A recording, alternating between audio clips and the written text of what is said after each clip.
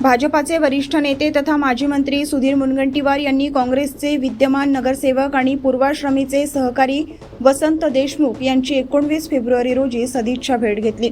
या भेटीने शहरातील राजकीय वर्तुळात चर्चांना उधाण आले असून एका भेटीत अनेक राजकीय समीकरणांना धक्का बसल्याची चर्चा रंगली आहे। विशेषतः भाजपातील काही सायलेंट किलर म्हणून ओळखल्या जाणाऱ्या नेत्यांमध्ये अस्वस्थता वाढल्याचे बोलले जात आहे। वसंत देशमुख यांनी 2 वर्षांपूर्वी पक्षातील नाराजीमुळे भाजपाला रामराम ठोकत काँग्रेसमध्ये प्रवेश केला होता। नुकत्याच झालेल्या महानगरपालिका निवडणुकीत त्यांनी भिवापूर प्रभागातून विजय मिळवत आपली राजकीय ताकद दाखवून दिली। निवडणुकीपूर्वी त्यांच्या घर वापसीच्या चर्चा रंगल्या होत्या, मात्र त्यांनी काँग्रेसकडून निवडणूक लढवत त्या चर्चांना पूर्णविराम दिला। निवडणुकीनंतर सत्ता स्थापनेसाठी भाजपला मोठी कसरत करावी लागली आणि अखेर ठाकरे सेनेसोबत हातमिळवणी करून सत्ता स्थापन करण्यात आली।